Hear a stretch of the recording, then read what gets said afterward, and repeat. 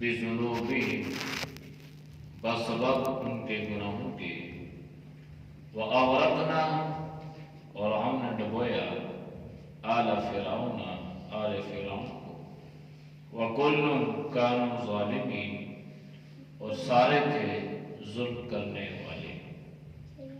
ان بے شک شر الدواب برے جانور عند اللہ اللہ کے ہاں الذین وہ لوگ ہیں کفروا جو منکر ہیں فہم لا یؤمنون بس وہ ایمان نہیں لاتے۔ الذین جن لوگوں نے عاہدت عہد کیا آپ سے منہم ان میں سے، ثم پھر ینقضون توڑتے ہیں عہدہم اپنے عہد کو فی کل مرۃ ہر ایک مرتبہ وہم لا یتقون اور وہ ڈرتے نہیں۔ فإما پس بہرحال تثقفنہم پس اگر ان کو پالیں فی الحرب لڑائی میں، فشرک پس سختی کریں بہم ان کے ساتھ، من وہ شخص خلفہم جو ان کے پیچھے ہے، لعلہم تاکہ وہ یذکرون نصیحت حاصل کرے۔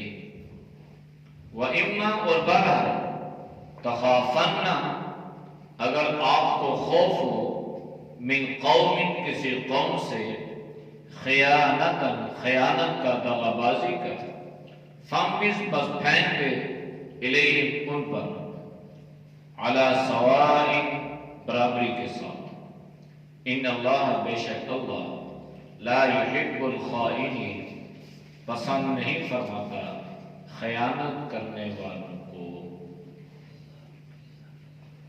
آیات کا ماقبل آیات کے ساتھ ربط اور تعلق یہ تھا، ماقبل میں بھی اللہ نے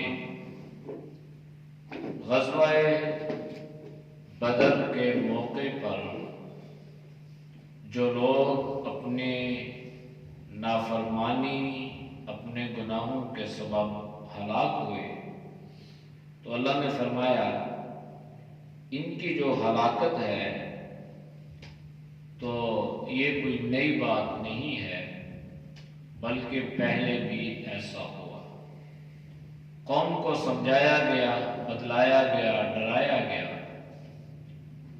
انبیاء علیہ السلام نے انہیں وعظ و نصیحت فرمائی، تو جب قوم انبیاء علیہ السلام کی وعظ و نصیحت پر عمل نہ کرتی تھی، عمل نہ کیا، تو پھر اس وقت اللہ نے اس قوم کو بحیثیت قوم اجتماعی طور پر اللہ نے اپنا عذاب اتارا۔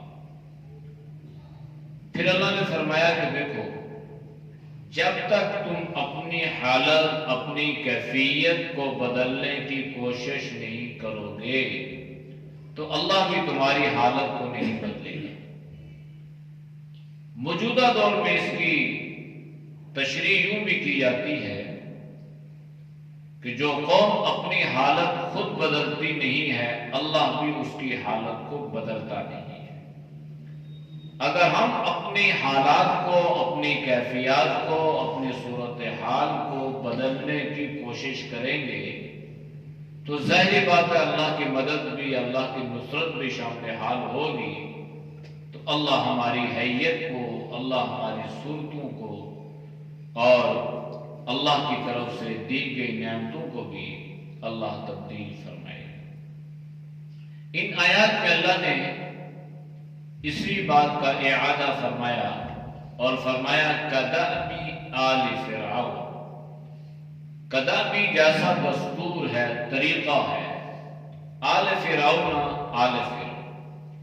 یہ لفظ جو ہے نا آل، یہ تو اولاد کے لیے استعمال ہوا، آل اولاد کو کہتے ہیں، لیکن عربی میں جامعیت ہے، عربی میں لفظ آل ہر اس آدمی کو کہا جاتا ہے جو کسی کی اتباع کرنے والا، تو فرعون کی اتباع کرنے والے کو آل فرعون کہا گیا، یعنی فرعون کا لشکر یا فرعون کی اتباع کرنے والے۔ تو آل کا معنی ہے اولاد، تو حالانکہ فرعون کی اولاد تو نہیں تھی، فرعون کا کوئی لڑکا نہیں تھا، اللہ نے اس کو اولاد سے محروم رکھا۔ تو آل سے مراد ہر وہ شخص ہے جو ذہنی طور پر یا جسمانی طور پر فرعونی طریقے کو پسند کرتا ہو، اس کو آل فرعون سے تعبیر فرمایا گیا۔ تو یہ آل فرعون یعنی فرعون کے ماننے والوں کی کیفیت ایسی تھی کہ وہ اپنے آپ کو بدلنے کی کوشش نہیں کرتے تھے۔ والذین من قبلہم، اور وہ لوگ جو ان سے پہلے تھے، فرعون سے پہلے بھی بڑی قومیں گزری ہیں جن پر اللہ کا عذاب آیا۔ کیوں آیا؟ کذبوا بآیات ربہم، انہوں نے اپنے رب کی آیات کو جھٹلایا، رب کی آیات کی تکذیب کی، نشانیوں کو جھٹلا دیا، انبیاء علیہ السلام کے معجزات کا انکار کر دیا۔ تو پھر کیا ہوا؟ فَأَهْلَكْنَاهُمْ، پھر اللہ فرماتا ہے بس ہم نے ان کو ہلاک کر دیا، بِذُنُوبِهِمْ، بسبب ان کے گناہوں کی۔ قرآن کریم نے ان کی ہلاکتوں کی تفصیلات کو بیان فرمایا ہے۔ کسی قوم پر پانی کا عذاب آیا، کسی قوم کو زمین میں دھنسا دیا گیا، کسی قوم پر آسمانوں سے پتھروں کی بارش کا نزول ہوا، کسی قوم کو ہوا کے ذریعے سے ہلاک کیا گیا، کسی قوم کو چیخ و پکار کے ذریعے سے تباہ و برباد کیا گیا۔ تو مختلف قوموں پر اللہ کی طرف سے مختلف عذاب اترتے رہے، لیکن جو عذاب بھی اترا بذنوبہم، ان کے گناہوں کی وجہ سے۔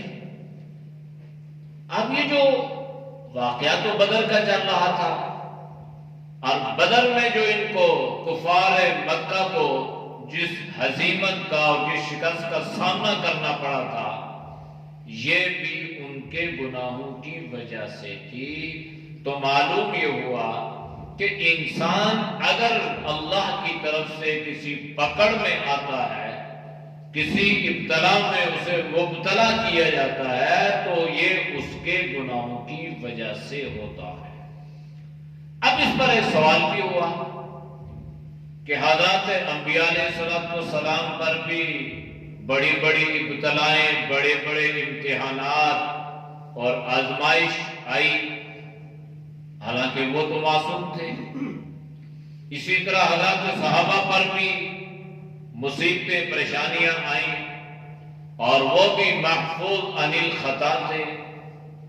اور انبیاء علیہ السلام اور صحابہ کے علاوہ بھی مفسرین پر، فقہاء پر، تابعین پر، بزرگان دین پر، اور اب تک آج تک اللہ والوں پر امتحان آ رہے ہیں، قیامت تک آتے رہیں گے۔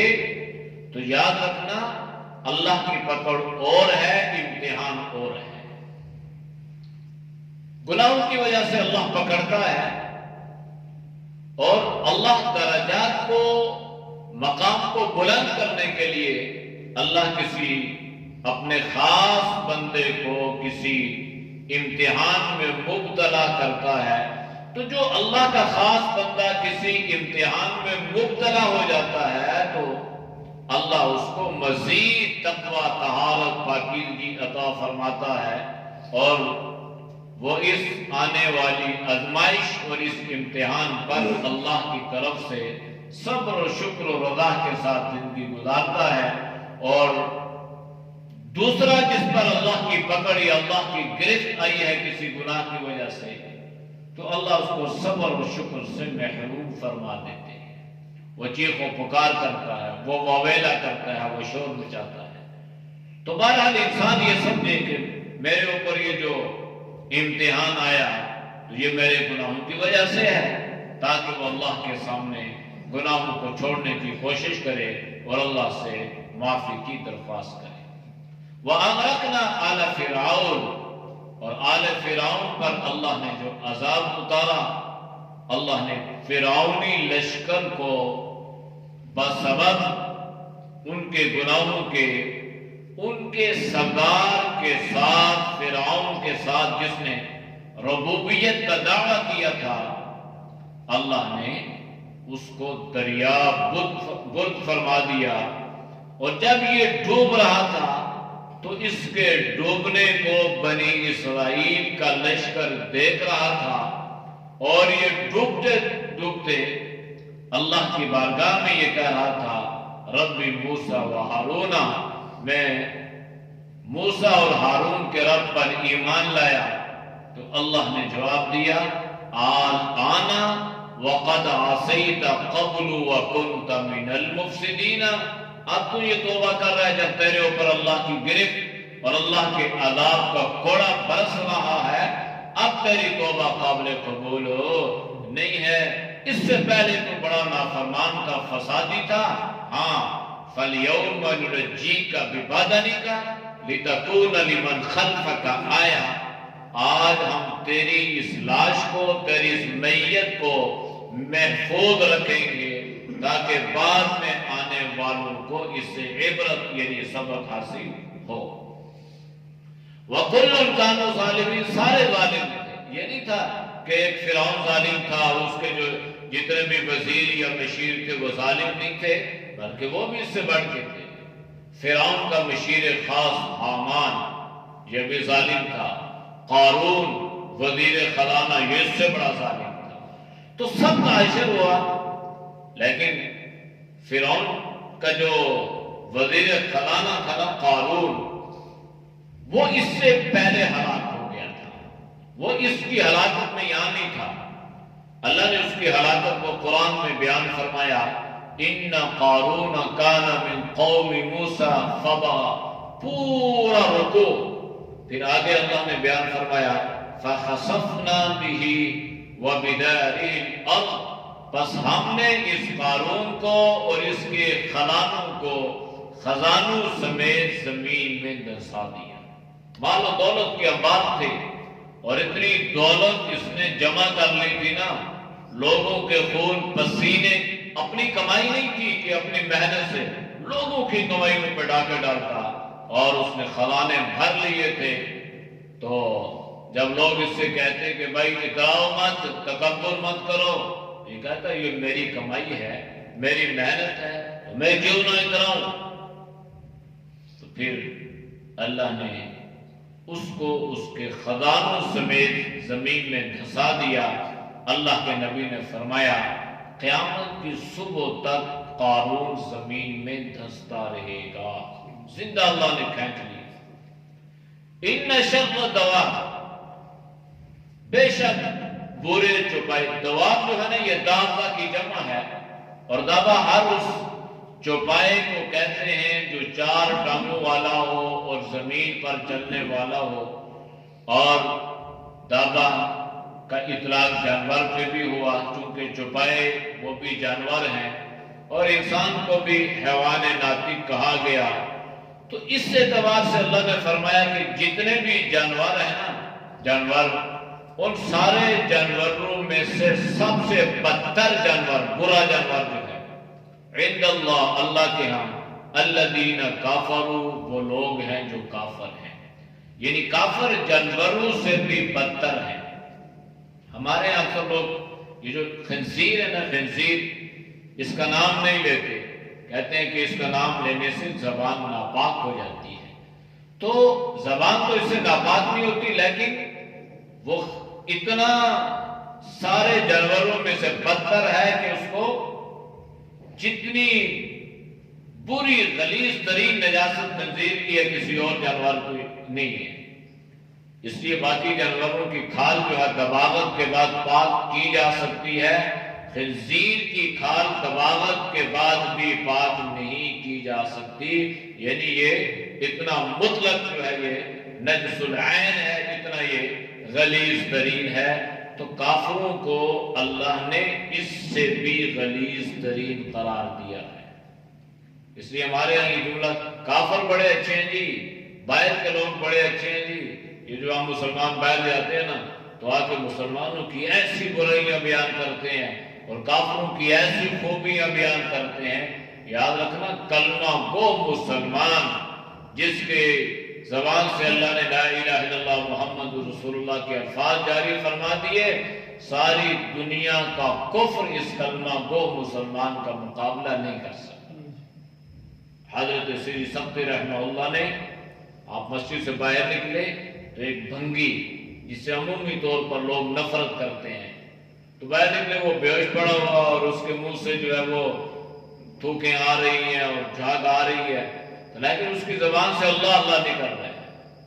تو انہوں نے اس کو اٹھایا اور اس کو اپنے گھر لے گئے اور اس کو غسل کروایا اور اس کو کپڑے دیے اور اس کو خوشبو۔ کسی نے کہا حضرت اس سے تو لوگ نفرت کرتے ہیں۔ انہوں نے فرمایا کہ اس سے تو لوگ نفرت کرتے ہیں لیکن اس کی زبان سے جو لفظ نکل رہا تھا اس سے لوگ پیار کرتے ہیں، اور لفظ اللہ۔ تو اس لیے جو ہے مسلمان مسلمان ہے، کافر کافر ہے۔ کافر کو اللہ نے ہر ایک چیز سے بدتر فرمایا ہے۔ فَهُمْ لَا يُؤْمِنُونَ، یہ ایمان بھی نہیں لاتے۔ نبی علیہ السلام کو بذریعہ وحی اس بات کی خبر دی گئی تھی کہ کون کون ایمان نہیں لائے گا۔ ان میں ابو جہل بھی جو مکہ کا سردار، اور مدینہ میں کعب بن اشرف جو یہودیوں کا سردار۔ الذین، یہ وہ لوگ ہیں عاہدت منہم کہ وہ عہد کرتے ہیں، معاہدہ کرتے ہیں ان میں سے آپ سے، ثم ینقضون عہدہم، پھر اپنے عہد کو توڑ دیتے ہیں۔ نبی علیہ السلام جب مدینہ میں آئے نا تو یہاں پر یہودیوں کے قبائل آباد تھے، بنو قریظہ، بنو نذیر وغیرہ۔ تو نبی علیہ السلام نے سیاسی حکمت عملی کے تحت ان سے معاہدے فرمائے، اور اس لیے فرمائے کہ تاکہ یہ یہودی جو ہے نا مکہ کے کافروں کو ہمارے بارے میں کوئی اطلاع بھی نہ کریں اور کہیں یہ مارے آستین بھی ثابت نہ ہو جائے، اور اس طرح جو ہے اللہ کے نبی نے ان سے معاہدے کر لیے، اور بہت ساری شکیں احادیث کی کتابوں میں موجود ہیں۔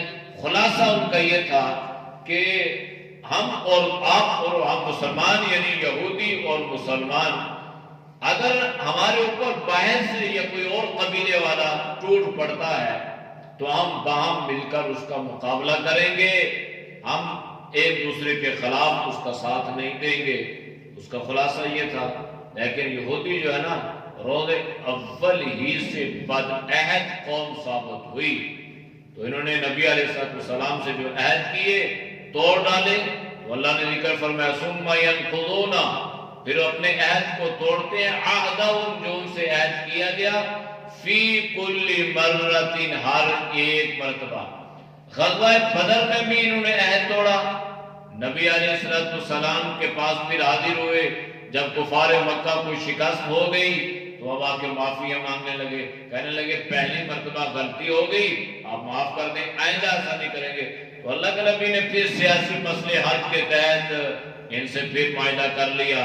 لیکن دوسری مرتبہ غزوہ احد کے موقع پر بھی، اور اس سے پہلے کعب بن اشرف مکہ میں گیا اور جا کے ان کفار کے اور مشرکین سے کہنے لگا کہ آپ تو بڑے بزدل ثابت ہوئے بھائی، آپ کو چاہیے تھا کہ آپ بدلہ لیتے اپنی شکست کا، آپ تو آ کے آرام سے بیٹھی ہو۔ تو اس نے ان کو برانگیختہ کیا مسلمانوں کے خلاف لڑنے کے لیے۔ تو دوسری مرتبہ بھی اس نے اس عہد کو توڑ ڈالا۔ وَهُمْ لَا يَتَّقُونَ، یہ اس بات سے ڈرتے نہیں تھے کہ ہم جو عہد کر کے توڑ ڈالتے ہیں، مسلمانوں کی اس کی خبر ہو جاتی ہے، پھر ہمارے ساتھ کیا حال ہوا اور ان کے ساتھ کیا حشر ہوا۔ پھر ان کو یہودیوں کو یہاں سے دھکیل دیا گیا خیبر کی طرف۔ پھر حضرت عمر رضی اللہ تعالیٰ عنہ کا زمانہ آیا تو حضرت عمر نے ان کو خیبر سے بھی نکال کے ان کو جو ہے وہ ملک بدر کر دیا، اور پورا جزیرۃ العرب کو جو ہے مشرکین اور منافقین سے صاف کر دیا گیا۔ فَإِمَّا تَثْقَفَنَّهُمْ، پس اگر بہرحال وہ معاہدہ توڑ دیں اور آپ ان کو پکڑ لیں فی الحربی لڑائی میں کسی جگہ بھی، تو فشرد بہم، پھر آپ ان پہ اس انداز سے سختی کریں اور اس سے اس انداز سے انہیں منتشر کریں، شرد بمعنی منتشر کرنا، تاکہ من خلفہم لعلہم یذکرون، تاکہ پیچھے آنے والے لوگ، بعد والے لوگ ان سے عبرت حاصل کریں اور کوئی جرأت اور جسارت نہ کرے مسلمانوں سے کیے ہوئے معاہدے کو توڑنے کی، تاکہ جو معاہدہ توڑے نا اس کی پاسداری نہ کرے، پھر آپ کو یہ حکم دیا گیا کہ آپ اس کے ساتھ سختی والا معاملہ کریں۔ وَإِمَّا تَخَافَنَّ، بس بہرحال اگر آپ کو خوف ہو، ڈر ہو، من قوم، کسی قوم کا، خیانتاً، دغابازی کرے گی، خیانت کرے گی، اور قوم سے مراد یہی قوم یہود ہے، اور اس کے بارے میں اللہ نے قرآن میں ذکر فرمایا لَتَجِدَنَّ أَشَدَّ النَّاسِ عَدَاوَةً لِلَّذِينَ آمَنُوا الْيَهُودَ وَالَّذِينَ أَشْرَكُوا، ایمان والوں کے سب سے زیادہ مخالفین جو ہے نا وہ یہودی ہیں۔ یہودی جو ہے یہ تعداد میں کم ہے، مخالفت میں سب سے زیادہ ہے، اور عیسائیت جو ہے یہ مسلمانوں کے مخالف تو ہیں لیکن یہ یہودیت سے کم ہے، یہودیت سب سے زیادہ۔ اور آج بھی اگر دیکھا جائے پوری دنیا میں جو منصوبہ ساز ہے نا وہ یہودیت ہے۔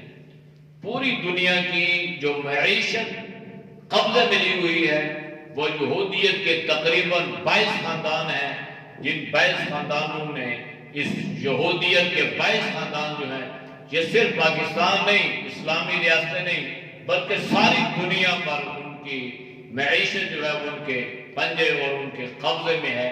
تو یہ اس طرح اپنے ذہن کو چلاتے ہیں اور 100 سال کی یہ پالیسی بنا کر آگے چلتے ہیں، اور تعداد میں کم ہونے کے باوجود یہ اپنا تسلط جو ہے یہ دوسری اقوام پر جما لیتے ہیں۔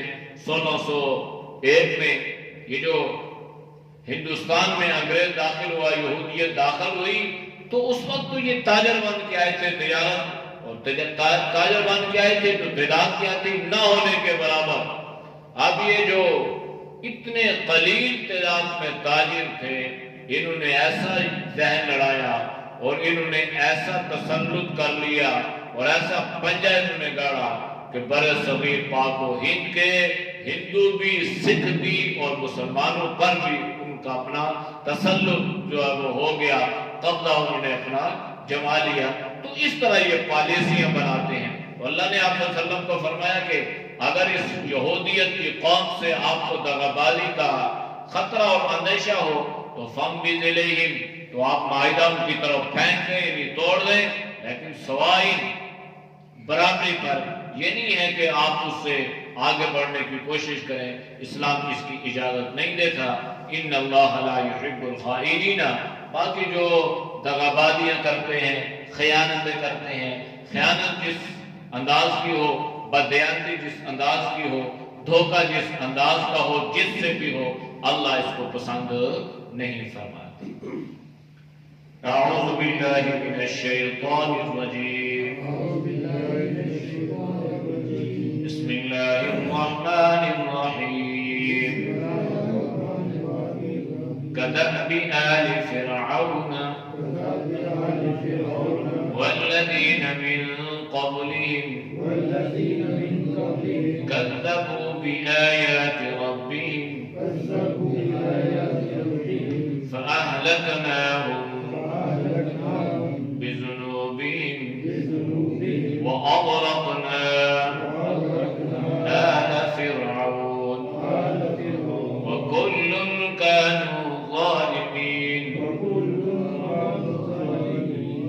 إن شر الدواب عند الله الذين كفروا فهم لا يؤمنون، الذين عاهدت منهم ثم ينقضون عهدهم في كل مرة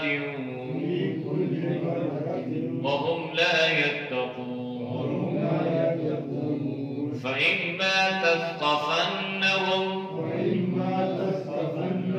في الحرب فشرد بهم من خلفهم لعلهم يذكرون وإما تخافن من قوم خيانة فانبذ إليهم على سواء إن الله لا يحب الخائنين.